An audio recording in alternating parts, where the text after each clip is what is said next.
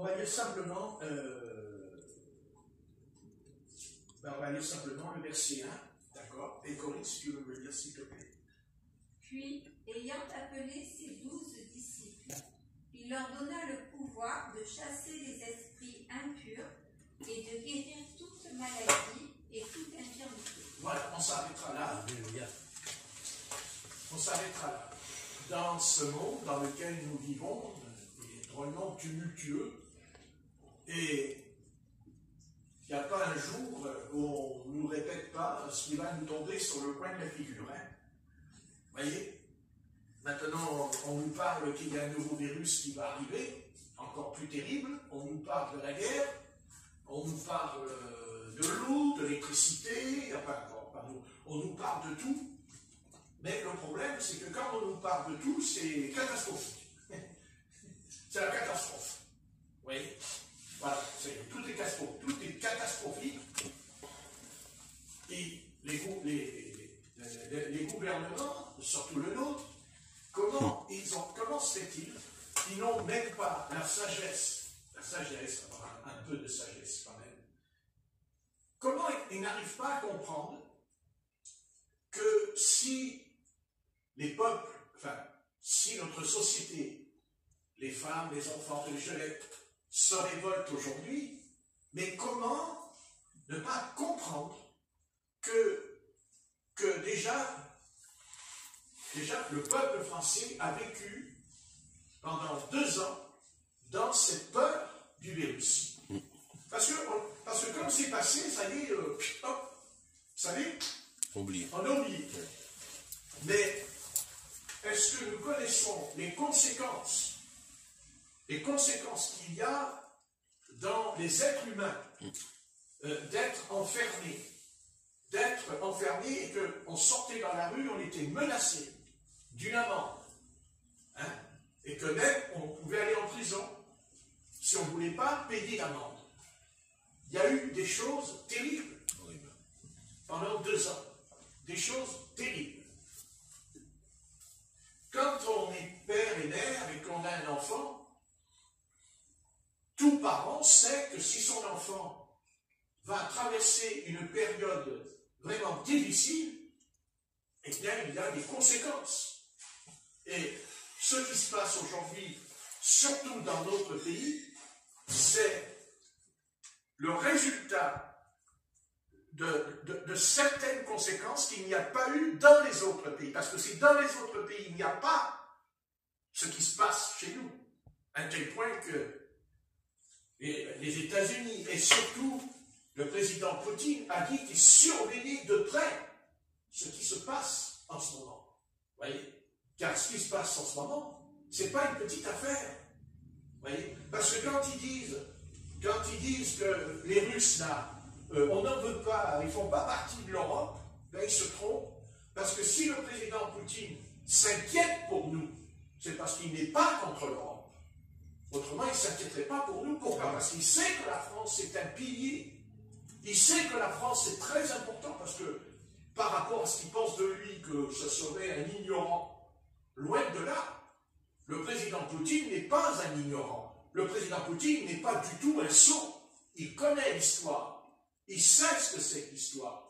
Et vous voyez ce que je veux dire? Il sait très bien les choses. Seulement, il ne veut pas de cette Europe qu'on nous propose. Il ne veut pas de cette Europe qui consiste que nous pouvons être homosexuels, que nous pouvons changer notre sexe. Vous voyez, les transgenres et tout ça, il n'en veut pas. Et ce n'est pas que lui qui n'en veut pas. C'est son pays et tous ceux qui sont avec lui ne veulent pas de cette civilisation. Et Dieu n'en veut pas non plus de cette civilisation. Donc il ne faut pas s'étonner. Il ne faut pas s'étonner qu'il y a un conflit. Il ne faut pas s'étonner qu'il y a un combat. Un combat même qu'on appelle dans la Bible les ténèbres et la lumière. Je n'ai pas dit que le président Poutine avait la lumière. J'ai dit qu'il a certaines lumières en lui où il comprend que c'est hors de question. C'est hors de question. Et là, nous aussi, c'est hors de question. Amen. Hors de question. Nous n'accepterons jamais, quel que soit le prix à payer, contre ces charognards corrompus d'entendement, nous faire accepter qu'aujourd'hui, il y a des centaines et des centaines de jeunes dans notre pays, parce que vous n'êtes pas au courant, je le dis pour, il y a des centaines de jeunes qui ont 10, 11 ans, qui veulent et qui le font, qui changent leur sexe. Oui, oui. C'est grave. C'est très grave. Et quand nous pensons à ce qu'a dit l'apôtre Paul, déjà dans l'Épître aux Romains, au chapitre 1, versets 26 et 27, en parlant de l'homosexualité, n'a-t-il pas employé, il dit contre nature. Contre nature. Et pourquoi c'est contre nature? Parce qu'on dit le péché, mais il y a un autre mot, le vice. Le vice, n'est-ce pas? Voilà, être vicieux, c'est être impur. Et l'homosexualité, quoi qu'ils en disent, quoi qu'ils pourront dire ce qu'ils veulent, hein, pourquoi ils sont capables de reconnaître que la prostitution, c'est une impureté, qu'ils ne disent pas le contraire, puisque le gouvernement a voté une loi que quand un homme est pris en flagrant délit dans les bois ou dans une voiture, il a une amende. La prostituée n'a pas d'amende. C'est lui qui a une amende. Donc, s'ils sont capables de faire une loi pour punir un homme parce qu'il va voir une prostituée, donc pourquoi ils ne sont pas capables de punir aussi?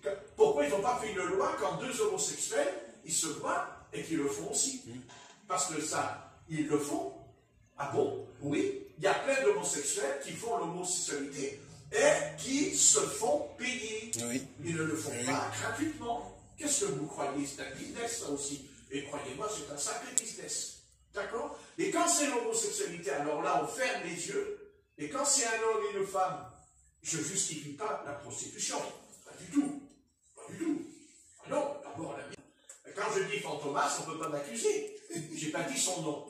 Alors je dis Fantomas. Quand je parle avec les gens, je dis oui, Fantomas. Ah, il y a un problème, Fantomas qui, la nuit, traverse les couloirs de l'Élysée ou de Matignon. Voilà. Comme ça, on ne peut pas m'accuser. Alors donc, Fantomas, aujourd'hui, vous voyez ce que je veux dire? Le fantôme. Le fantôme, c'est celui qui rentre, bleu. On ne voit pas. Vous ne le voyez pas. Invisible. Vous voyez? Un peu comme les disciples, quand ils voient à un moment donné un fantôme qui marche sur la terre. Ah, c'est un fantôme. Ah, mais non, c'est moi, c'est Jésus. Ah, c'est Jésus. Ah, bah oui, c'est pas un fantôme alors. Parce que Jésus, c'est pas un fantôme. Hein. Non. Certainement pas. Et les âmes qui sont dans l'éternité, c'est pas des fantômes non plus. Hein. Voilà, ça c'est les hommes qui interprètent que c'est des fantômes. Mais le Christ, lui, nous fait comprendre que quand on va dans le ciel, on n'est pas un fantôme. Hein. Amen. Pas du tout. Hein. Quand on va là-haut ou quand on va en bas, parce que vous le savez, il y a le haut et le bas. Il y a le haut et le bas. D'ailleurs, la terre, elle existe parce qu'il y a le haut et le bas. Hein. Parce que si on enlève le bas, il n'y a plus rien. Ou si on enlève le haut, il n'y a plus rien en bas. Hein. Les deux, c'est... La Bible dit que Dieu sépara l'eau d'en haut et sec. Et la terre a paru. Donc, voilà. Donc, et l'eau, elle n'a pas disparu puisqu'il y a la mer sur la terre. Hein, il y a la mer. Et comme Dieu est bon et qu'il a dit à la mer, ici s'arrêteront les flots de ton orgueil, heureusement que Dieu a dit, j'arrêterai les flots de ton orgueil, parce que ce soir, on déjeunerait avec les requins, ici. Vous voyez? Vous dites, si, s'il y a un raz-de-marée, l'eau, elle monte, et ici, c'est fini. Hein. Non? Ah oui, c'est le Christ qui l'a même enseigné dans un des 5. C'est ce qu'il a dit. Capernaum et Sidon, qui est descendu au fond de la mer. Si elle avait vu les miracles que vous voyez, elle se serait repentie. Amen. Vous savez qu'il parle de Sidon et de Capernaum, qui est au fond de la mer. Vous avez quelqu'un qui a le message? Hein? D'accord? Voilà. Donc, vous savez, rien ne dit que ça ne peut pas nous arriver aussi. Et même le Seigneur dira, croyez-vous que quand la tour de Siloé elle est tombée, que vous êtes moins pécheurs que... Amen. Non. Vous voyez, regardez la tempête qui a soufflé cette nuit. Vous savez ce qui s'est passé? Vous avez vu dans les départements? Les arbres couchés par terre, dis donc. Hein? Couchés par terre. Caravane, il a enlevé une caravane. Plus rien, tout n'est plus rien. Une tornade, aux États-Unis, il y a une tornade terrible qu'ils n'ont jamais eu. Vous savez pourquoi? Parce que cette tornade, quand elle est venue, elle est restée sur place. Ils n'ont jamais eu ça. C'est dans l'Inde, je ne sais pas où, là-bas aux États-Unis. Vous verrez les images. Ils le montrent aux informations tout à l'heure. Oh, c'est terrible. Ouais, ouais. Et les gens, ils voient la tempête arriver au loin. Ils l'ont filmé, on la voit, elle est noire. Et alors, elle n'est pas comme ça, elle est large, comme ça. Et elle arrive, et quand elle souffle, au lieu de s'en aller, une tornade, elle passe, elle s'en va. Et là, elle est restée sur place. C'est un nouveau phénomène qui s'est passé. Ils n'ont jamais vu ça. Sur place. Vous vous rendez compte des dégâts qu'il y a eu, puisqu'elle reste sur place. Vous imaginez, vous, un vent qui souffle à 300, 400 à l'heure, et qui reste là, sur vous. Il reste tout. Et vous vous rendez compte? C'est terrible. Donc, vous voyez, ils veulent s'en sortir, mais ils ne s'en sortiront pas tant qu'ils n'iront pas à la croix. À la croix. Avec deux voleurs. Amen. C'est pas la peine. Vous savez, quand le Christ est venu, eh bien, on est content, parce qu'il chasse les démons, il guérit les malades, il ressuscite aussi. Lazare, on est content. Il fait asseoir la foule, 5000 personnes. Il prend des poissons, du pain, vous vous rendez compte? C'est formidable, c'est extraordinaire. Mais tout ce qu'a fait le Seigneur n'avait qu'un seul but en lui. Un seul but. C'est de mourir pour nous. C'est de mourir pour nous. Il est mort pour nous. Amen. Il a accepté ce chemin. Voyez? Et il le dira toujours dans sa vie. Quand il parle avec ses disciples, sans cesse il leur dit, il faut que le Fils de l'homme, il doit mourir. Et à un moment donné, les apôtres, ils ont dit, ah oui, bon, bah, si Jésus-Christ doit mourir, allons mourir avec lui. Oh là là, c'est beau ça, hein? Oh, il y en a combien aujourd'hui des croyants qui disent, oh mais moi, oh là là, moi je suivrai le Seigneur partout où il va. Et si le Seigneur est rentré dans notre appartement le soir et vous dit, non, tu m'as pas dit que tu me suivrais jusqu'au bout, alors éteins ta télé. Qu'est-ce que t'attends pour l'éteindre? Qu'est-ce que t'attends pour éteindre ta télé? Vas-y, éteins-la. Mais qu'est-ce que t'attends? Ben, tu m'as dit que tu vas me suivre. Et tu crois que moi, j'avais me passer devant la télé? Tu penses que je t'ai sauvé quand je regardais la télé? Le Seigneur Jésus regardait la télé toute la journée. Ah oui, ah oui, oui. Mais vous savez, si le Christ avait regardé la télé, les Parisiens, il l'aurait laissé tranquille. Il n'aurait pas cherché des noises. Amen. Vous ne croyez pas? Amen. Il l'aurait laissé tranquille. Après tout, oh, mais c'est rien. Bon, il est exalté, il est un peu illuminé, c'est pas grave. Hein? Après tout, Jésus, il est bon. Il se met à prêcher sur la montagne des béatitudes, et ce coup il dit ah, oh là là là là, il y a ça, j'ai regardé, purée, oh! Puis alors c'est tous les samedis, le jour du Shabbat, Colombo, dis donc. Tous les samedis, il y a Colombo. Il y a Colombo. Ah, c'est formidable. Vous voyez? Seulement Colombo, lui, je vais vous dire comment il a fini. Et je ne l'invente pas, il y a la vidéo sur Internet. Il a fini qu'il était dans la rue, tout nu, oui, et il criait parce qu'il était complètement fou. Il y a la vidéo. Vous le voyez dans la rue. Fou, il est fou. Et oui, il est devenu fou, il est mort fou, Colombo. C'est grave. Pourtant, on n'est pas méchant. C'est pas un homme méchant. Mais ça ne change rien. Voyez? Voilà. Eh oui. C'est pas le commencement qui compte, c'est la fin. Amen. Et c'est la fin. Voyez? Et voyez? C'est là où Satan a un très grand pouvoir. C'est que Satan se joue de notre âme avec le temps. Et nous, nous ne voyons pas le temps. Nous, on ne fait pas attention au temps. Mais ce soir qui se termine me rapproche Du départ. Amen. C'est ça que nous ne voyons pas. Et nous ne voulons pas le voir. Nous ne voulons pas parce qu'on a peur de la vérité. On a peur surtout d'une chose. Et vous savez ce quoi a peur l'humanité, je vais vous le dire. L'humanité, elle a peur de la réalité. L'humanité ne veut pas de réalité. Amen. L'humanité, elle veut rêver, elle veut rêver. D'ailleurs, quand il parle toujours il nous cite le futur. Dans les publicités, il vous montre le futur, au travers des produits, des parfums, des voitures. Voyez?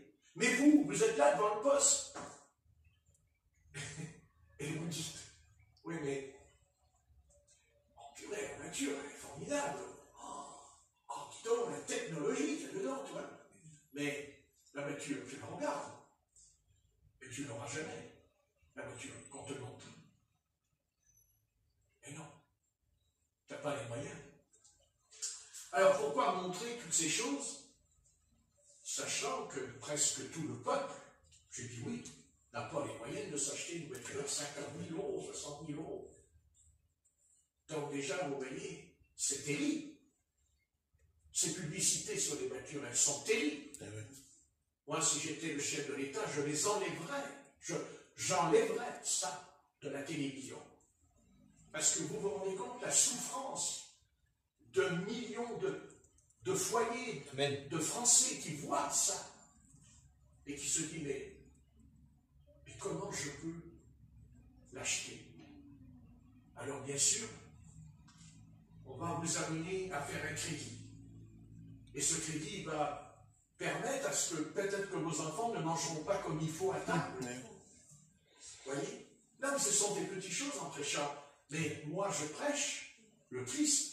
Mais un prédicateur a aussi le devoir, c'est son devoir, comme un prêtre d'ailleurs, a le devoir de se servir de choses journalières, de la réalité, Amen. pour bien montrer que l'homme est stupide, que l'homme est sot, que l'homme n'a rien dans sa tête, si ce n'est que l'intérêt, car c'est ça qui motive.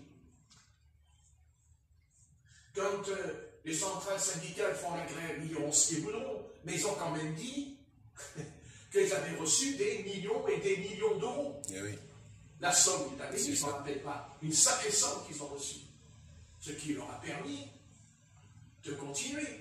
Alors qu'ils arrêtent de nous parler, je suis anticapitaliste. Parce que si tu es anticapitaliste, à ce moment-là, tu ne prends pas l'argent qu'on te donne. Mais nous, on n'a pas besoin de ça. Ça nous arrive. Nous, de toute façon, on sait très bien, et on le sait, que ce Seigneur qui est dans la Bible, parce que quand on dit Seigneur, Seigneur, quand on dit Adonai, Adonai, on ne dit pas Adonai parce qu'on est religieux. Parce que ceux qui ne sont pas religieux, ils ne peuvent pas le dire.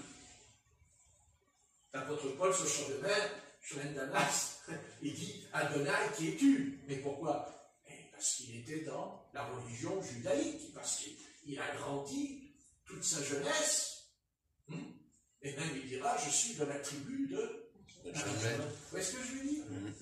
Mais ça, c'est religieux. Ça, c'est religieux en lui. Vous voyez? C'est religieux. Mais quand il rencontrera Adonai, il ne s'y attendait pas quand même. Ah ben non, il ne s'y attendait pas. Non. Vous vous rendez compte que cet homme, convaincu que les disciples étaient une secte, parce qu'il était convaincu que c'était une secte. Vous voyez? Et que là, parce que lui il était convaincu que Jésus en était le chef. Alors que plus tard, lui il aurait dû dire que tu es aussi le chef de la secte des Nazaréens, et ils l'ont accusé, les Parisiens. Vous voyez comme quoi la vie est pleine de surprises. Non, le gars, il ne s'attendait pas à l'apôtre Saul de Tarse, avec tous ces lettres-là. Et un jour, c'est lui qui va rencontrer le problème. Parce que les pharisiens aussi, ils avaient des lettres et des courriers. Et jusqu'à le faire mourir, l'apôtre Paul. Comme quoi, vous voyez, tout disciple accompli est comme son maître. Non, mais nous, on est d'accord, assis sur notre chaise, ça ne nous dérange pas de le dire. Mais la réalité, c'est que l'apôtre Paul, vous savez, ça a été terrible. N'est-ce pas? Parce que vous savez, il rencontre Jésus de Nazareth, c'est très beau, là, mais c'est très beau, c'est très beau. Le Seigneur, c'est merveilleux, la lumière, tout, vous voyez. Mais s'il n'avait pas été aussi violent, à l'égard de l'Église, est-ce que le Christ lui dira, hein, quand tu persécutes l'Église, tu me persécutes. C'est ce que dit Acte 9, il y a des cas de relire. Tu me persécutes. Et le Christ, il va lui dire un truc, hein, vachement bien. Moi, j'aime bien ce qu'il lui a dit. Il ne va pas qu'il me dise pas, moi, quand même. Hein. Il lui a dit, il te serait dur de réjamber contre. Les aiguillons. Vous savez ce que c'était, l'aiguillon? C'était un bâton. Un bâton. Pointu. Il piquait comme ça, il rentrait dans la chair. C'était terrible. Et le Seigneur lui a dit, te sera dur. Hein. Et croyez-moi, l'aiguillon, il l'a eu, l'aiguillon. Hein. Amen. Ça, je peux vous le dire. Hein. Et pas seulement de la part des hommes, mais de la part du Seigneur. Car il le dira. Un ange de Satan me souffle dans l'oreille. Me souffle. C'est-à-dire, tu es comparable au souffle de Dieu, quand Dieu souffle. Et Satan a soufflé. Et là, il dira une écharde dans la chair. Et il dit, j'ai prié 3 fois, il dit. Et le Seigneur lui a répondu, vous savez. Comme quoi Dieu répond toujours quand on prie. Hein. Oui. Par contre, nous, on attend une réponse qui correspond à nous. Pas ce que le Seigneur va nous dire, vous comprenez? Et il m'a dit, ma grâce te suffit. Hein. Et pourquoi? Parce que le Seigneur avait dit au travers d'Anania, il m'a dit, tu diras à cet homme tout ce qu'il va souffrir pour moi. Au certes, il ira devant les rois, il dit, mais il va souffrir. Et l'apôtre Paul a énormément souffert. Plus que Moïse même. Plus que Moïse. Mais, en même temps, il recevra les mystères de Christ. Amen. Car il le dit à Éphèse. Si vous saviez la connaissance des mystères de Christ que j'ai reçus. Car c'est vrai qu'il a énormément souffert, mais il a aussi été transporté dans le paradis. Son âme est sortie de son corps et elle a été dans le paradis. Elle est revenue dans son corps. Et il dira, j'ai entendu des paroles ineffables qui ne m'est pas permis, ne m'est pas permis de dire. Amen. Même à l'Église, ce qu'il a vu est ce qu'il a entendu. Et si Paul n'avait pas eu ce genre d'expérience, qui est d'ailleurs une réalité, parce que c'est là on parle de quelque chose de réel, si Paul n'avait pas eu ça, il n'aurait pas tenu physiquement et mentalement. C'est impossible par le chemin par lequel il est passé, l'apôtre Paul. Voyez. Et d'ailleurs, dans l'Apocalypse, c'est écrit, le Seigneur dit à une certaine église, tu n'as pas connu les profondeurs de Satan, dit le texte. Ah oui. Ah ben oui. Les profondeurs de Satan. Vous voyez? Alors on n'en est pas là, nous. Nous, on en est, et encore, on a du mal à être régulier dans la prière. On a du mal à être stabilisé tous les jours. Mais la grâce de Dieu fait son œuvre en nous. La grâce de Dieu travaille en nous. Mais, messieurs, on ne ressemblera pas à l'apôtre Paul.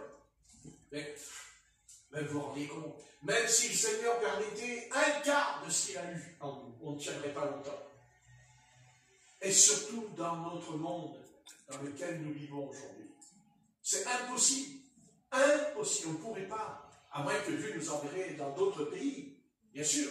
Si Dieu nous envoyait en Inde, par exemple, si vous voulez faire un tour en Inde, vous risquez d'aller soit en prison ou on vous tue en Inde si vous déclarez que vous croyez dans le Christ.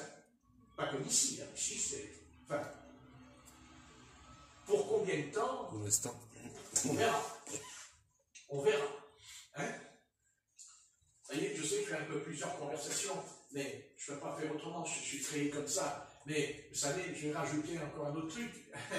Vous savez, toutes leurs petites lois là, qui sont en train de faire, ne vous faites pas d'illusions, les lois qui sont en train de faire, c'est-à-dire qui passent en force, attendez-vous aussi qu'un jour, il y a une loi qui passera en force contre nous. Oui. Attention, attention, parce que, vous savez, l'adversaire ne nous oublie pas. D'abord, il ne peut pas nous oublier, parce qu'il nous a entendus tout à l'heure, en train de prier. Et quand il nous a entendus prier, il est très en colère contre nous. Là. Oui, Pourquoi? Parce que notre adoration, elle n'est pas pour lui. Elle est pour le Seigneur. Et là, il n'est pas d'accord. Parce que souvenez-vous qu'il dit à Jésus dans le désert, qu'est-ce qu'il lui a dit? Mets-toi à genoux et adore-moi. Et alors, tu auras tout ce que tu veux. Voilà, un peu comme viendra un jour un président qui te donnera, voilà, tu auras le chèque pour l'essence, tu auras le chèque pour l'électricité. Le problème, c'est que là, le 1er avril, à partir d'aujourd'hui, je crois, le 1er avril, il dit que c'est fini. Terminé. Vous voyez, c'est terminé. Hein? Par exemple, il y a là, le 1er avril, ceux qui ne payent pas le loyer, ils vont dans la rue. Ils vont dire, j'ai écouté. Vous voyez ce que je veux dire? Vous voyez? Alors quand il voit que la révolte continue à monter, alors il va dire, oh bon, on va continuer quand même à donner le chèque, le loyer, vous voyez, pour calmer, vous voyez. Mais bien sûr, pour que toutes les lois qui sont en train de voter, nous puissions nous écraser. Donc on nous est... Évidemment, vous savez, il y a deux solutions. Vous savez, soit on nous écrase avec douceur, soit on t'écrase avec le bateau. C'est l'un ou l'autre. Vous savez, il n'y a pas... moi, je ne suis pas un homme politique. Mais je suis un homme sensé. Vous savez, je ne peux pas intervenir parce que ce n'est pas ma place. Ma place, c'est que Dieu m'a choisi et m'a envoyé pour son peuple. Mais, vous savez, posons-nous une question énorme. Pourquoi, pendant 4-5 fois, quand ils sont descendus dans la rue, les manifestants parlaient entre eux, il n'y avait pas de bagarre, il n'y avait pas de casse. 5-6 fois, je crois, c'était calme. On était même étonnés, même le gouvernement, il ne savait plus quoi faire, parce que les gens, ils étaient sages comme une image. Oui ou non? Et subitement, quand le gouvernement fait passer la loi du 49.3, c'est la vie. Mais pourquoi? Les Black Blocs, là, la bande d'Artagnan, les mousquetaires, ils arrivent. Vous savez qu'il y a les mousquetaires, il y a les 4 mousquetaires, mais eux, ils ne travaillent pas pour le roi. Ils ne travaillent pas, ils ne sont peut-être pas d'accord avec lui, ils ont été poursuivis. Je crois qu'il y a des Richelieu aussi, n'est-ce pas? Et oui, il y a Richelieu avec les 4 mousquetaires. Mais il y avait aussi les mousquetaires du roi. Attendez, le roi, il avait les mousquetaires, c'était sa garde prétoriale, on va dire, personnelle qui le protégeait. Vous voyez? Ben oui. Et comme par hasard, parce qu'il y a toujours le hasard, c'est-à-dire que ça défile avec la paix, la joie, même nous on était contents. Parce qu'on voyait les gens dans la rue qui marchaient avec les uns et les autres. Ils marchaient et ils parlaient, les ouvriers, il y avait même la police. Oui, il y avait les pompiers. Les pompiers ne nous ont pas montré la caméra. Hein. Enfin, ça, c'est un détail. Enfin bon, tout le monde était content. Et d'un seul coup, tu sais pas pourquoi? Je sais pas pourquoi. Ça casse, ça brille, ça pète, et excusez-moi, pourquoi ça n'a pas pété à la première manifestation? Un fait réel. Comment se fait-il que pendant 4-5 manifestations, c'était formidable. Même les élus, ils étaient étonnés. Et d'un seul coup, en 24 heures, on bascule. les restaurants cassés, les magasins, les voitures, les poubelles, il y a tout. Alors là, il y a tout en 24 heures. Mais attendez, pourquoi ils ne sont pas venus à la première réunion? Non mais, écoutez, j'essaie de réfléchir pendant quelques minutes. Eh bien, ma minute, moi, elle est courte. C'est qu'il n'y a pas de hasard. Et que, vous voyez, on est en face de quelque chose que j'ai pris le texte. Puis, ayant appelé ses 12 disciples, il leur donna le pouvoir de chasser les esprits impurs. Et je ne parlerai pas du ministère de délivrance. Je ne parle pas du ministère de chasser les démons. Parce que vous savez, quand il est écrit dans Marc 16, en mon nom vous chasserez les démons, faites attention quand même, parce que ne chassez pas les démons si le Seigneur ne vous a pas appelé à le faire. Amen. Vous allez avoir de gros ennuis dans votre vie privée. Faites bien attention. Parce que quand on parle de la gloire du Seigneur, il est écrit aussi que c'est des anciennes gloires. Il ne faut pas l'oublier. Alors, si on doit chasser les démons, d'abord, premièrement, vous voyez qu'ici, quand il chasse les démons, les disciples, la Bible dit, puis ayant appelé les 12, il dit appelé. Donc, il y a un appel, il y a une vocation ici. Ce n'est pas tous les chrétiens qui vont chasser les démons, ce n'est pas vrai. Il les a appelés. Amen. Après, il dit même, il les a établis. D'accord? Apôtres, prophètes, docteurs, évangélistes, pasteurs, diacres, évêques. C'est Dieu qui nous appelle. Ce n'est pas nous. Et simplement, je voulais vous dire, pour terminer mon sujet, si c'en est un, parce qu'il y en a plusieurs dedans, vous voyez, c'est quoi que je retiens? Je retiens que quand tout était calme, eh bien, je vais vous dire, rappelez-vous des images. Tout était calme, c'était formidable. On était touchés par ce qui s'est passé. Car on était heureux de voir le peuple de France être aussi soudés, ensemble, mais sans violence. Amen. Sans violence. Et de la solidarité. Il y avait, très bien, très bien ça. Voilà le mot. C'est ça. Et pourquoi? Comme une espèce de tempête, comme la tornade, comme la tempête, c'est fini. Comme ça. Ah, c'est le hasard. Ah, bah oui. Bah oui, c'est le hasard. Bah oui, ils sont venus comme ça, 3 semaines plus tard, ils viennent, et puis comme ça. Mais écoutez, il faut arrêter de se faire. Il faut arrêter de se faire arnaquer, on va dire le mot, arnaquer. D'accord? Et je vais vous dire pourquoi. Parce que moi, ce que j'ai retenu là, dans ce passage, c'est les esprits impurs. Voilà, les esprits impurs. Et en fait, quand ils se rassemblaient tous ensemble, quand il y avait la paix, il y avait la sérénité, il y avait le dialogue équilibré, stable. Et je peux vous dire que le gouvernement devait passer un très mauvais quart d'heure, ça j'en suis sûr. Mais le quart d'heure, il n'a pas duré longtemps. Parce que les esprits impurs, ils sont venus. C'est-à-dire les démons. Et c'est sûr que quand on voit les scènes de violence qu'il y a dans Paris, ou dans Lyon, à Rennes, à La Rochelle, à Marseille, partout, même dans les campagnes, eh bien, vous voyez, ce sont des démons. Ce sont des esprits impurs. Et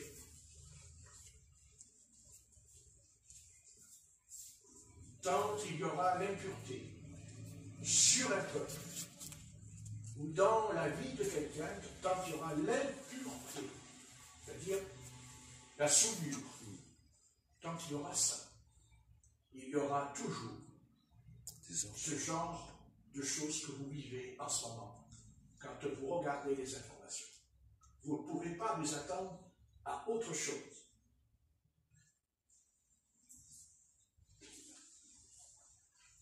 Et je vais aller plus loin.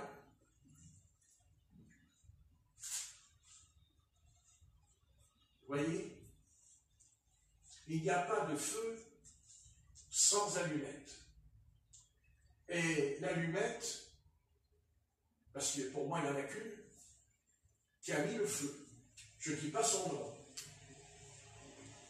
Il s'appelle Fantomas. Et Fantomas, il a allumé le feu. Vous savez, il y a toutes sortes de démons.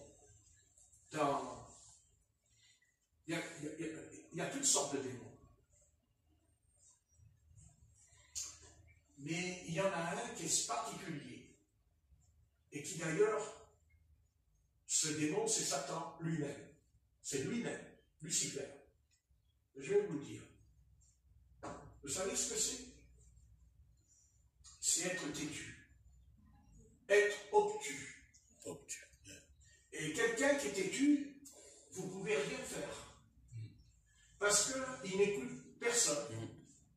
Et vous pouvez lui répéter 100 fois la même chose, eh bien, même si ça ne rend pas compte, il fera quand même ce qu'il a décidé au fond de lui.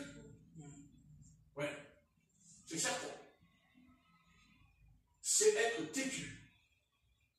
Et un chef d'État nommé Fantomas, comme Fantomas n'est plus sur la terre, on se demande qui est ce chef d'État.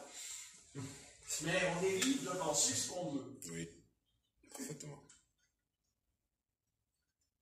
On pense ce qu'on veut. Encore heureux. Il n'y a que le Seigneur qui sait ce qu'on pense.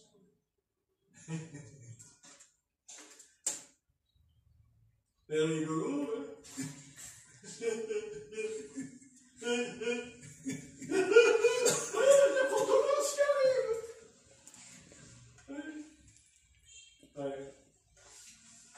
Ouais. Oh, je serais clément. Bien qu'on en a fait un portrait de Fantomas.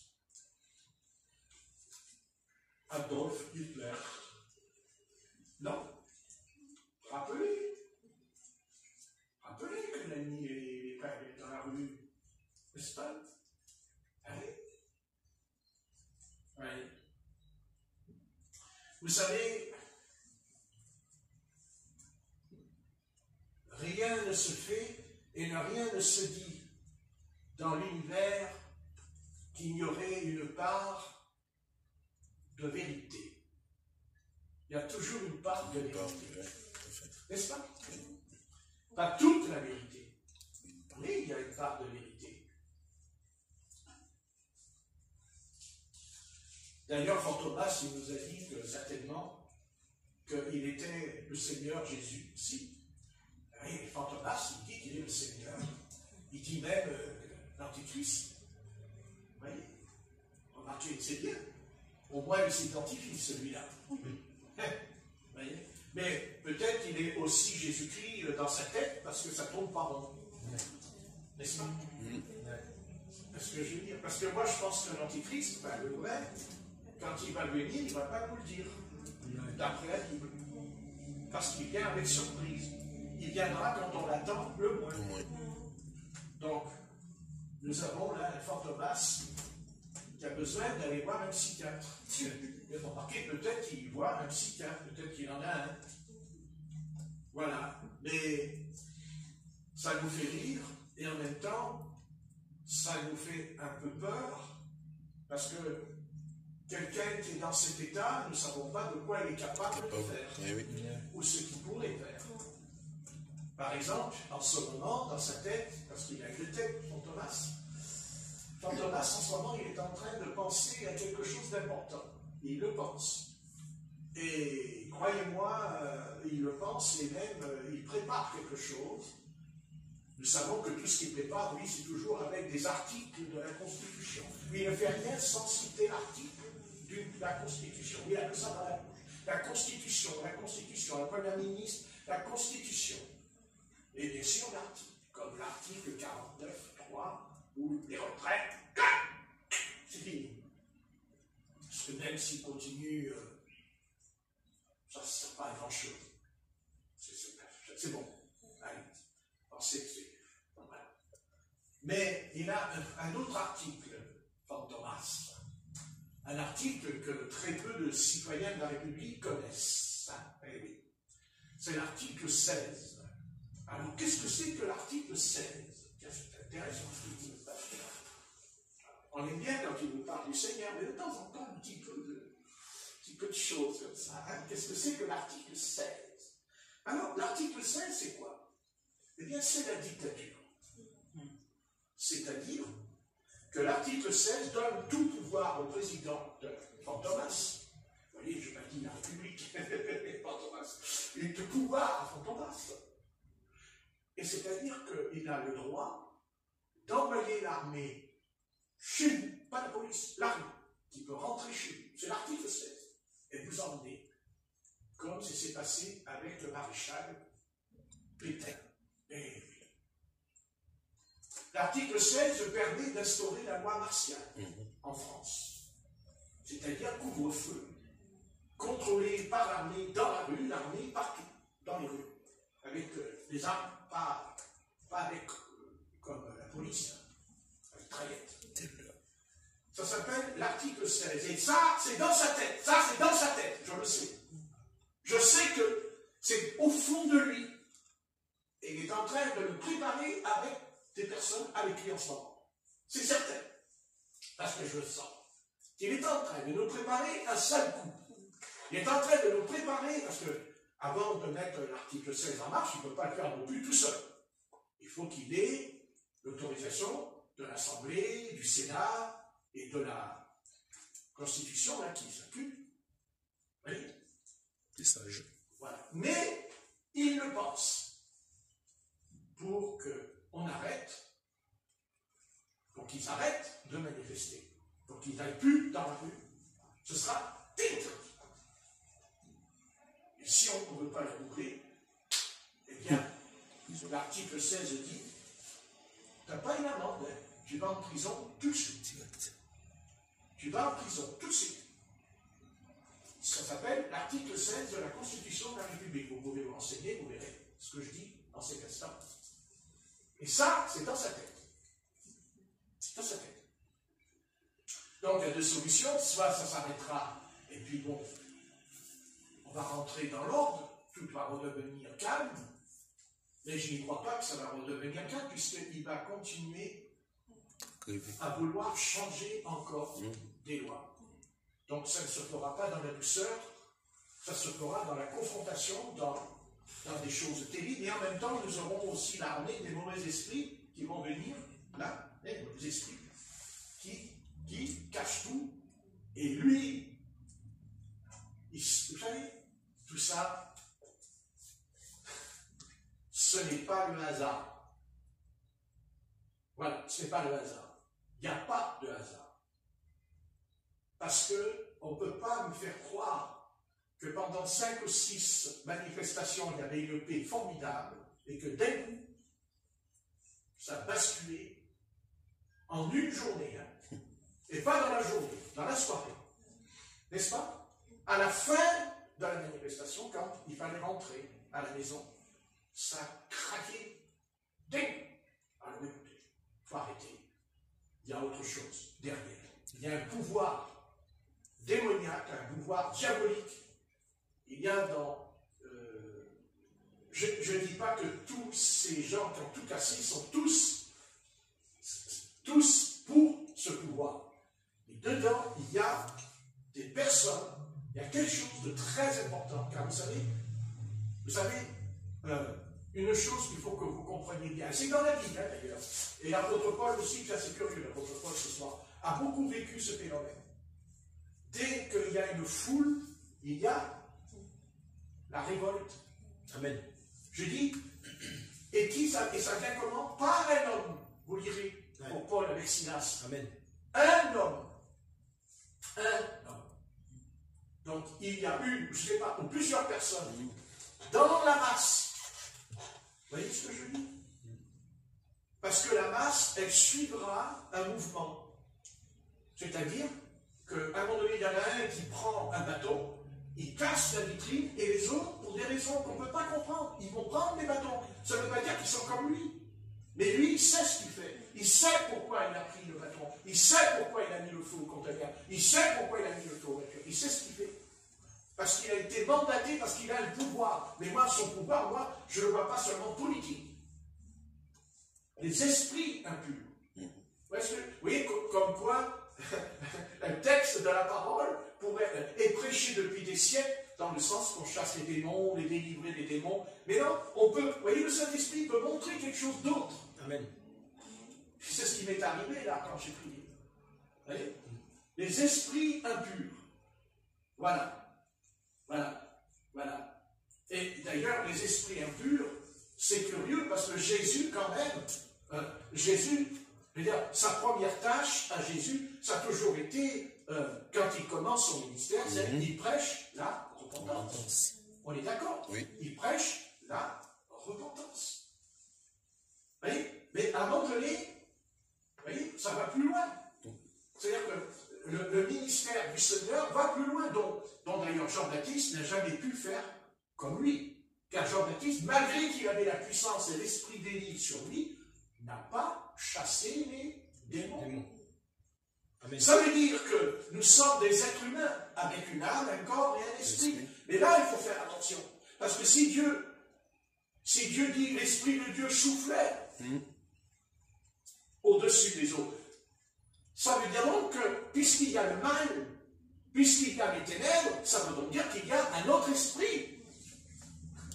Et que la lutte et le combat ne se situent pas seulement dans la logique humaine, par des arguments humains, mais par des arguments surnaturels. Si les médiums, si les voyants sont capables, bien sûr qu'ils se trompent, parce qu'ils ne peuvent pas maîtriser le temps, mais des fois ils ne se trompent pas, parce que ce n'est pas eux qui annoncent ce qu'ils voient, c'est les démons qui leur montrent, ou qu'ils entendent les démons qui leur parlent. Et les démons, eux, pourquoi? Ils disent, il y aura ça, il va arriver ça dans ta vie, il va arriver ça sur une nation. Mais parce que les démons, c'est eux qui sont l'auteur de ce qu'ils annoncent. Parce que ils savent ce qu'ils vont faire dans 8 jours ou demain matin. Et c'est pour ça que le médium peut l'annoncer. Donc ça veut dire que nous sommes en face de quelque chose qui n'a plus rien à voir avec le Sénat, qui n'a plus rien à voir. Même le Sénat peut être sincère, mais à un moment donné, il y a les démons, les esprits méchants qui viennent sur les âmes. Oui, et pourquoi? Mais parce qu'il y a le péché. Parce qu'il y a le péché dans le sénateur. Parce qu'il y a le péché. Regardez le président des États-Unis, Donald Trump, il est inculpé pour une affaire de sexualité et au niveau de la pornographie. Oui. Bon, je ne dis pas que ce qu'ils font en ce moment, vous savez, ils ne l'ont pas arrêté. Franchement, il y a des millions d'hommes qui vont voir une prostituée. Et en plus, ce n'est même pas lui qui a payé la prostituée, c'est son avocat qui l'a trahi. Donc vous voyez que, bon, vous voyez ce que je veux dire? Mais moi, je réponds à cet homme, bien sûr que c'est un coup monté, bien sûr que c'est pour t'empêcher que tu reviennes. C'est vrai, mais en même temps, je dirais oui, mais si tu n'avais pas été couché avec la prostituée, ça ne se serait pas arrivé. L'avocat, parce que c'était son ami, l'avocat, alors on va dire, il s'est confessé. Donc ça prouve que vous voyez l'homme a besoin de confesser des choses. Alors il va le dire à son meilleur ami, parce qu'il ne croit pas que son meilleur ami va le trahir, son ami. Ouais. Un peu comme Judas, qui trahit son maître. Non? Oui. Donc cet avocat a trahi. Et c'est grave, parce que l'avocat, normalement, il a trahi son client, qu'il a payé. Et lui, il a payé la prostituée pour qu'elle puisse raconter ce que Donald Trump a fait avec elle. Puis il y a d'autres affaires. Mais maintenant, je dis à Donald Trump, oui, mais homme, c'est ton péché qui te rattrape. C'est ton péché qui te rattrape peut-être 20 ans, 30 ans plus tard. Mais il t'a rattrapé.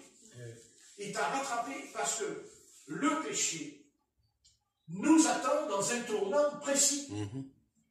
Maintenant, s'il a été confessé, attention, si notre péché a été confessé, le Seigneur, il efface. Ça efface. Exactement. Voilà, vous savez, nul n'est au-dessus des lois. Ne l'oubliez jamais. Simplement, c'est Dieu qui décide l'heure, Et le moment. le jour, c'est Dieu qui Amen. décide. Il décide. Hein. Voilà, on va arrêter là, c'est pas mal. C'est pas mal. Voilà, c'est... Oui. Oui. On est dans un... Vous savez, nous, si on vous pose la question, voilà, si on vous pose la question, vous n'avez qu'une chose à dire. Quand on vous pose la question, quand on vous dit qu'est-ce que vous pensez de tout ce qui se passe, qu'est-ce que vous pensez de cette société, de ce monde, vous savez, vous devez répondre. Mon royaume n'est pas de ce monde. Amen. Voilà. Non mais, non. Ce n'est pas notre royaume. Amen. Nous ne sommes pas de ce monde. Nous sommes dans le monde. Car Jésus a dit, Père, je ne te prie pas de les ôter du monde. Ah non. Mais de les préserver. Préserver des souillures de ce monde. Mais il n'a pas dit, Père. Il a dit, Père, je ne te prie pas de les ôter. Vous pouvez le lire dans Jean, je ne sais pas, c'est Jean 7. N'est-ce pas? Je ne te prie pas de les ôter, mais de les préserver des souillures du monde. Donc le Seigneur nous protège, puisque nous avons compris, nous avons la notion du péché. Nous savons ce que c'est que le péché. Nous savons que quand on pêche, on perd la paix tout de suite, on perd la joie tout de suite. Quand on pêche, on n'a plus la paix. Et ceux qui le savent, ils en ont fait l'expérience. N'est-ce pas? Et quand on ne fait pas 4 fois l'expérience sans compter les conséquences, n'est-ce pas? Amen. Croyez-moi qu'après, on se tient à Carreau. Amen. Parce que Dieu, il nous aime. Et il est obligé d'employer les grands moyens. Amen. Juste. Et j'aimerais dire une dernière chose, si c'est la dernière, c'est facile chez moi. Ça me fait rire moi-même. Peut-être que je me connais. Vous savez, la pire chose qui peut t'arriver dans ta vie ce soir, comme à moi d'ailleurs, c'est que quand je suis dans le péché, Dieu ne me dit rien. Et me laisse faire. Et ne me punit pas. Eh bien, ça veut dire que je ne suis pas sauvé. Et que je suis condamné à un jugement terrible de l'autre côté de la barrière. Vous savez, il vaut mieux que le Seigneur nous donne difficile un coup de semence. Amen. Oui. Il vaut mieux. Amen. Car comme dit la Bible, qui châtie aime bien. Amen. N'est-ce pas? Oui. Et si Dieu ne châtie pas la personne, si Dieu ne châtie pas cette personne, c'est qu'elle est perdue pour l'éternité. Car Dieu ne corrige que ceux qui lui appartiennent. Amen. Car la Bible le dit, Oui. Dieu connaît ceux qui lui appartiennent, Amen. dit l'apôtre Paul. Oui. Donc si on est châtié, tant mieux. Si, des fois, vous savez, des fois notre chemin peut être souffrant, mais nous ne savons pas encore pourquoi Dieu nous fait passer par là. Mais un jour, dans l'éternité, de l'autre côté, on dira Dieu merci. Merci Dieu. Parce que peut-être que sans toutes ces épreuves, peut-être que je serai une autre personne que je ne connais pas, en moi qui je suis réellement. C'est ça. Est-ce que je le dis? Un jour, il y a un évangéliste qui a posé les mains sur un paralytique. Un homme qui était paralysé, venu à la réunion d'évangélisation, ça date, bien sûr, plus de 70 ans déjà. Mais c'est un fait qui s'est accompli aux États-Unis. Et l'évangéliste lui a posé les mains, il s'est levé d'un coup de sa chaise roulante, d'un coup, devant tout le monde, il guérit par la puissance de Jésus. Mais il a été dans le péché jusqu'au bout. Et Dieu a dit à cet évangéliste, quand tu as prié, tu n'as pas demandé si c'était ma volonté. Parce que ce n'est pas parce que c'est écrit que les malades seront guéris que je vais guérir tous les malades. Je guéris les malades selon ma volonté. Amen. Et tu n'as pas demandé, tu n'as pas demandé si c'était ma volonté que cette personne soit guérie. Car Jésus n'a jamais guéri parce qu'il guérit. Car il dira, je ne fais pas ma volonté, Amen. mais je fais la volonté De de celui qui m'a m'a envoyé. Et Jésus n'a pas guéri tous les malades, c'est pas vrai. Vous avez qu'à lire l'évangile. C'est pas vrai. Non. Amen. Même l'apôtre Paul était malade. Et pourtant, c'était l'apôtre Paul. Oui ou non? Oui. Voilà. La sœur de Marie attrape la lèpre blanche. Mais on sait pourquoi. Parce qu'elle a péché en parlant mal contre son frère. Vous voyez ce que je veux dire? Oui. Il y a toujours. Des fois, il n'y a pas de hasard. L'apôtre Paul n'a pas été malade parce qu'il allait dans le péché. L'apôtre Paul était dans le péché et pourtant, il a une maladie. Mais cette maladie, elle était pour la gloire du Seigneur. C'est ce qui est écrit au sujet de Lazare. Amen. C'est écrit. Ils ont dit, mais pourquoi tu n'es pas venu le guérir? Puisqu'il a attendu 3 jours, il n'a pas été. Quand on lui a dit. Oui, pourquoi tu n'as pas guéri ton ami? Mais Jésus, lui, il avait un plan. Et ce plan de Jésus, ce n'était pas son plan à lui, c'était le Père en lui qui lui a dit, tu ne vas pas le guérir, mais tu vas le ressusciter. Amen. Pour ma gloire. Amen. Pour montrer ma gloire à qui? À Israël. Vous voyez ce que je veux dire? Il n'y a pas de hasard. Le hasard, quand on dit c'est le hasard, non, c'est faux. Il n'y a pas de hasard. Il n'y a pas le fatalisme qu'on dit, ah, mais oui, mais c'était fatal quand on parle. Non, non, non. La Bible n'enseigne pas. Elle enseigne des causes à effet. C'est différent. Et Dieu l'a dit dès le début de la création. Le salaire du péché, c'est la mort. Il n'a pas dit c'est la vie. Il a dit c'est la mort. On est bien clair. Amen. Le Seigneur dit à Israël dans le livre de l'Exode, si tu m'obéis, si tu marches dans mes voies, j'éloignerai la maladie. Il n'a pas dit qu'il n'y aura plus de maladie.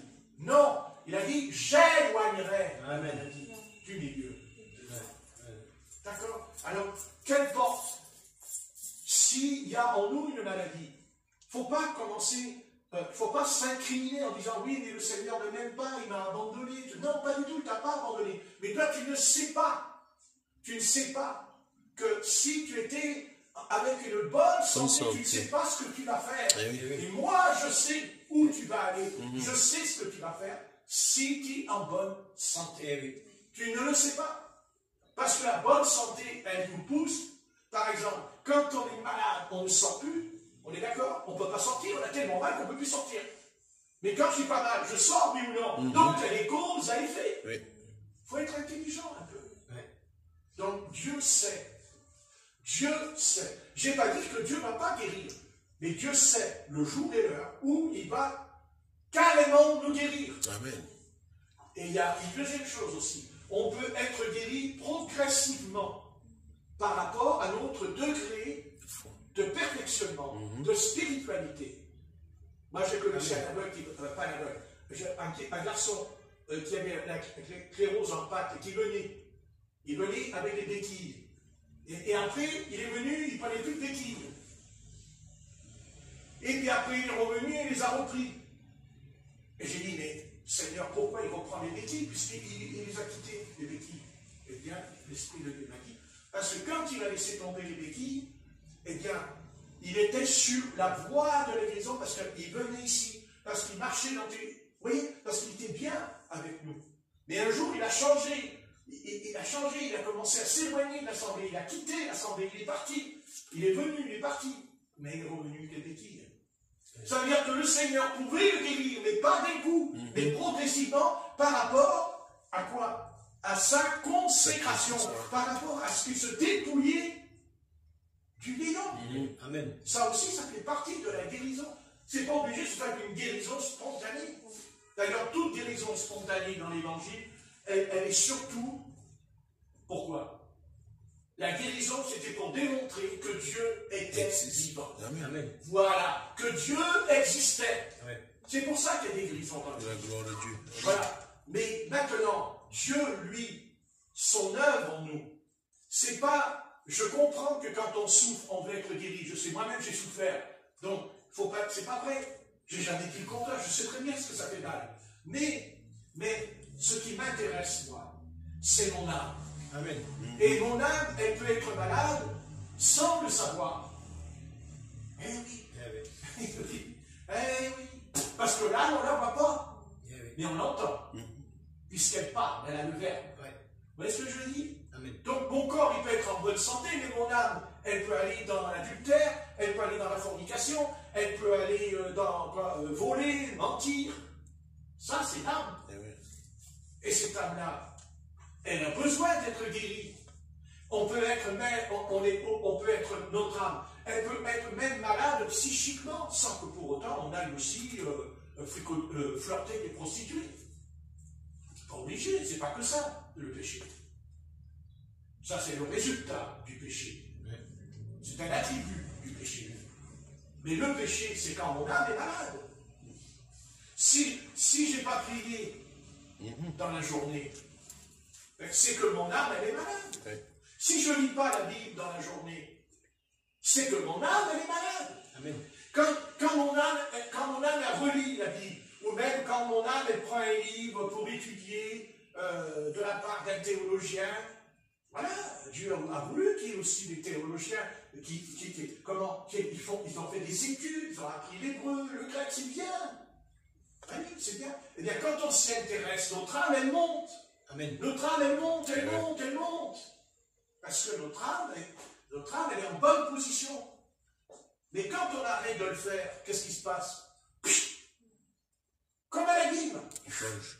Eh oui. Voyez? Si vous ne mettez pas d'essence dans le réservoir, la voiture, elle part pas. Même si votre voiture, même si le volant, il est en or, la vitesse, elle est en or, mais s'il n'y a pas d'essence, la voiture, elle part pas. Si la batterie, elle est morte, la voiture, elle Démarre pas. Et l'essence, c'est quand on prie. Amen. Quand on prie, on rentre en communion avec Dieu. Alléluia. Mais quel Dieu? Le Dieu qui créa le ciel, la terre, les étoiles. Quand vous regardez une étoile dans le ciel, vous dites, oh Dieu, mon Dieu, c'est toi. Mais qui vous dit que l'étoile que vous voyez dans le ciel, et qui vous dit que c'est pas incroyable, c'est pas un chrétien que vous voyez, vous n'en savez pas? Puisque c'est écrit qu'on brillera comme les étoiles. Ouais. Ah, qui vous dit que c'est pas eux que vous voyez? Vous n'en savez pas. Qui vous dit que l'étoile que vous voyez là-haut, c'est votre frère et votre soeur qui est là-haut que vous voyez? Parce que la lumière est tellement...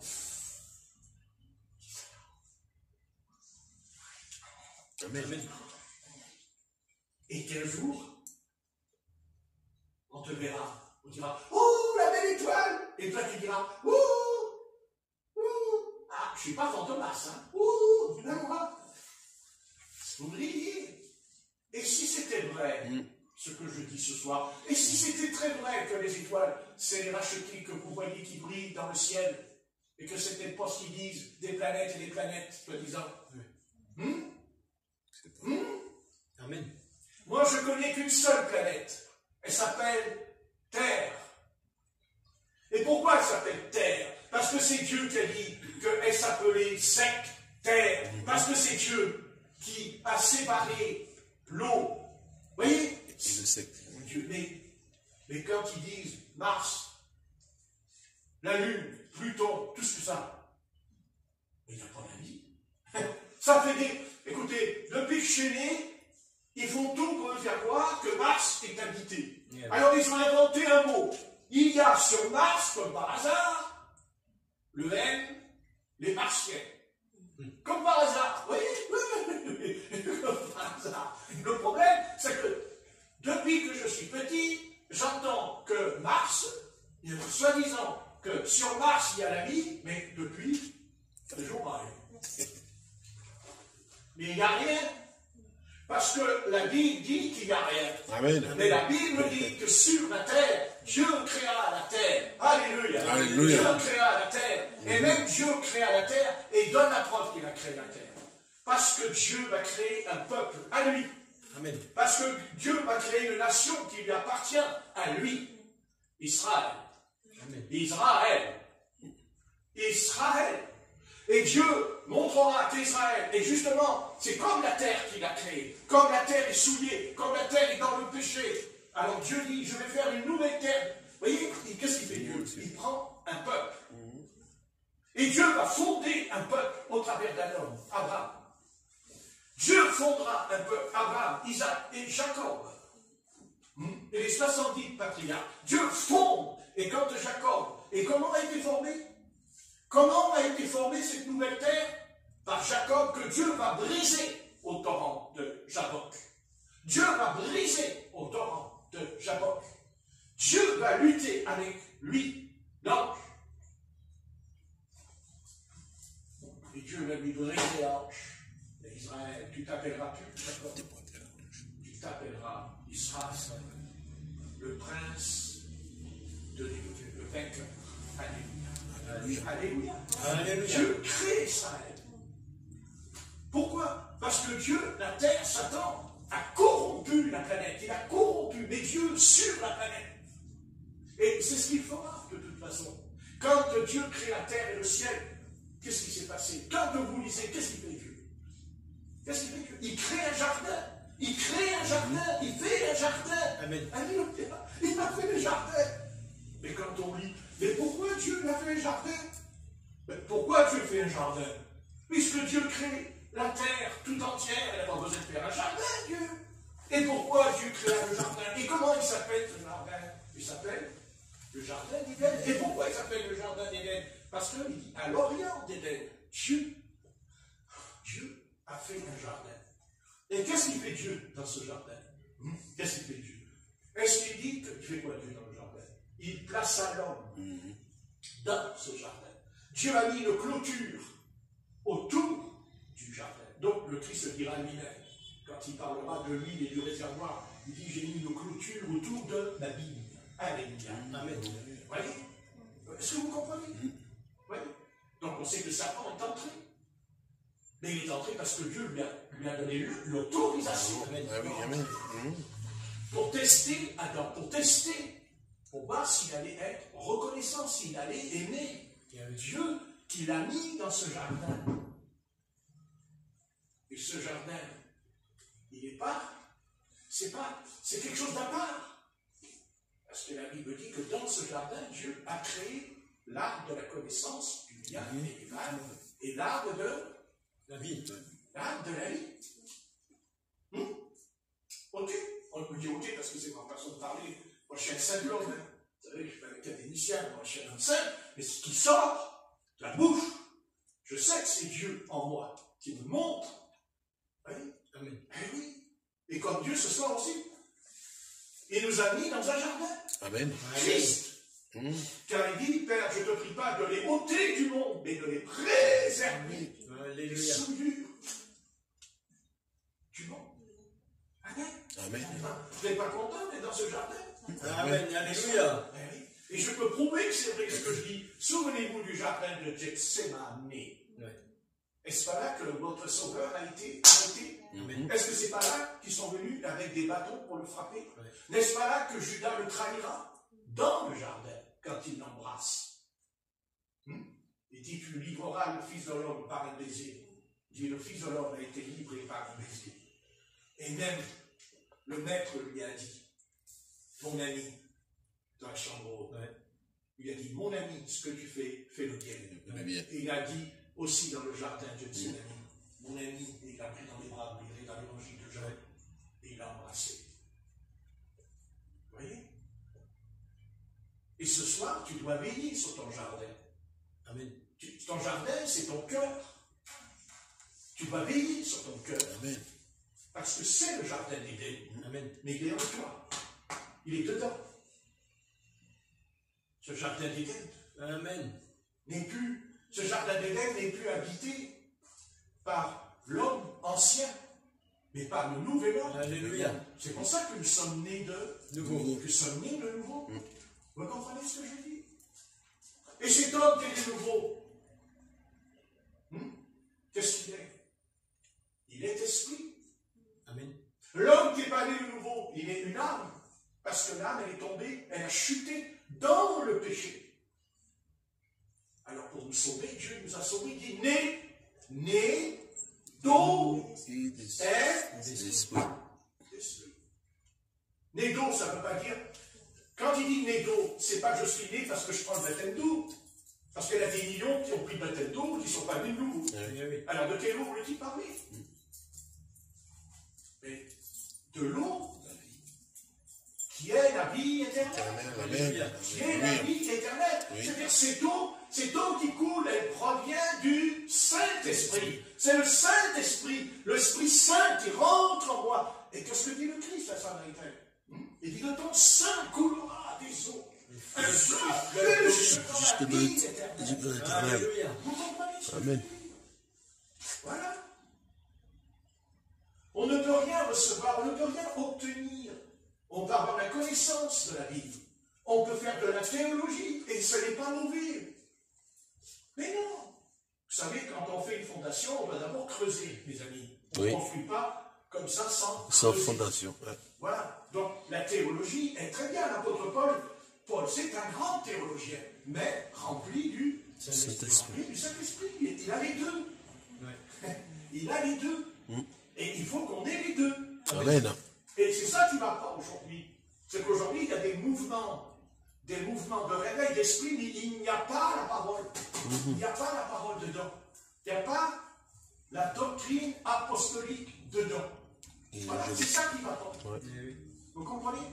Et s'il n'y a pas la parole, et s'il n'y a que l'Esprit de Dieu, mais qu'il n'y a pas la parole, alors les mauvais esprits vont entrer en nous. Eh oui. Puisque notre esprit a accès, puisque quand on reçoit le Saint-Esprit, on est assis dans les lieux célestes. C'est-à-dire que nous allons rentrer en guerre. Il y aura une confrontation, une guerre surnaturelle. Eh oui. Eh oui. Amen. Bien sûr. Bien sûr. C'est clair. Et c'est pour ça qu'il faut que notre vieil homme meure. Mais ouais. Il Diminue. faut que je sois crucifié. L'apôtre Paul, il ne dit pas, ah, il faut mourir seulement. Il dit crucifié. Crucifié. Jésus est crucifié dans sa chair. Dans la chair. Parce que le péché naît de la chair. Eh oui. C'est Jacques qui se dit le fruit de l'esprit. Voici le fruit de la Bien chair. sûr.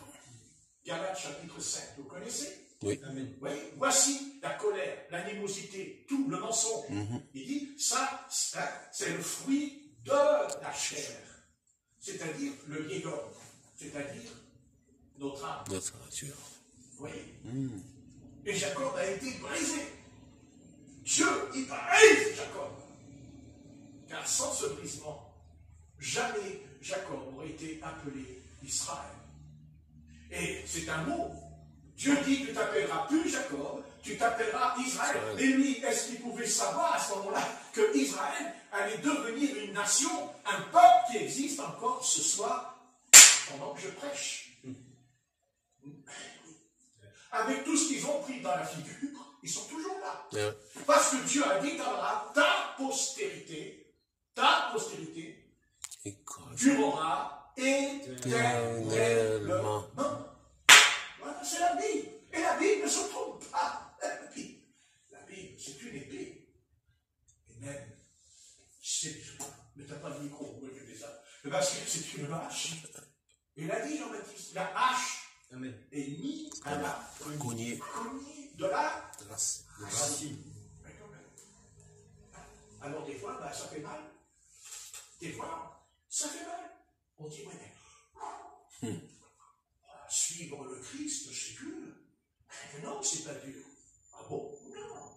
C'est dur parce que tu ne le suis pas. Si tu le suis, ouais. Amen.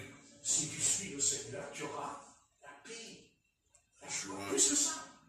Si tu suis le Christ, tu verras la gloire de Dieu. Amen. Amen. Alléluia. Amen. Tu ne veux pas voir la gloire de Dieu? Alors tu es insensé. Tu es sot ou tu es sotte. Amen. Je suis désolé. Non. On veut voir la gloire de Dieu. Et si vous voulez voir la gloire de Dieu, je vous invite chez vous tout à l'heure à lire Ézéchiel, chapitre 1.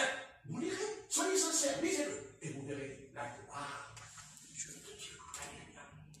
Hein? La gloire de Dieu. Qu'est-ce qu'il dit Ézéchiel quand il y a la gloire de Dieu? Avant que la gloire de Dieu se mette en place, qu'est-ce qu'il dit Ézéchiel au chapitre 1? Hein?